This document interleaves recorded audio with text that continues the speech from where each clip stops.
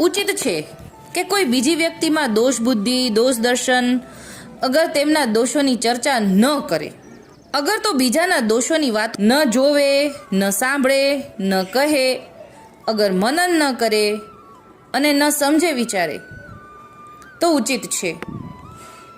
મન બુદ્ધિના માં બીજાના અવગુણોને સ્થાન દેવાથી અંતઃકરણ મલિન થાય છે. એટલે કે મન અને બુદ્ધિમાં કોઈના અવગુણ આપણને દેખાઈ જાય પછી એ સ્થાન ગ્રહણ કરી લે છે.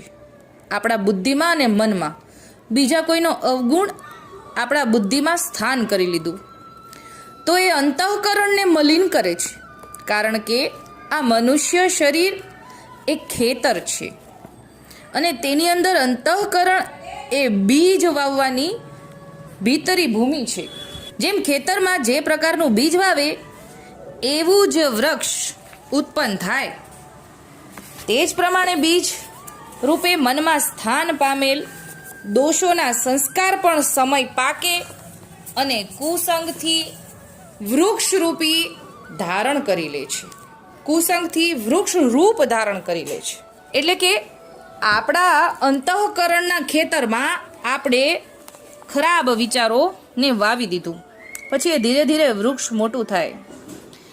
બીજામાં દોષ બુદ્ધિ કરવાથી તેમનામાં તુચ્છતા અને ઘૃણા બુદ્ધિ થાય છે અને આપણામાં અભિમાન વધે છે.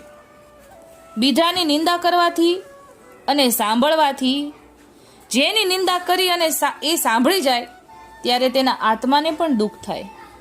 તેથી કરીને બીજાની નિંદા કરવી કે સાંભળવી દોષ છે. એ દોષ બીજાએ કર્યું એટલે કે જેની નિંદા કરી રહ્યા છે અથવા તો કોઈ નિંદા કરી રહ્યું છે એને એ દોષ કર્યું.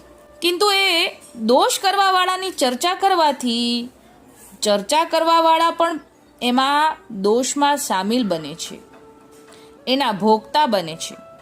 કોઈની નિંદા કરી જાય તો તેને લીધે પાપોનું અંશ નિંદકને ભોગવવું પડે છે. બીજાના દોષોની ચર્ચા કરવાથી, વાણી સાંભળવાથી કાન અને જોવાથી નેત્ર, એટલે કે દોષો બોલીએ તો આપણું મુખ અને જો સાંભળીએ તો આપણો કાન અને જોઈએ તો નેત્ર અને મનન કરીએ તો મન અને જો વિચાર કરીએ દોષનો તો બુદ્ધિ. આમ દરેક ઇન્દ્રિયો દોષિત બને છે. એટલે કે કોઈના દોષ જોયા તો આંખ દોષિત બની, સાંભળ્યા તો કાન દોષિત બન્યો, મનન કર્યું કોઈના દોષ વિચારીને મનમાં સંગ્રહી રાખીએ પછી આપણે એને વાગોળીએ એટલે મન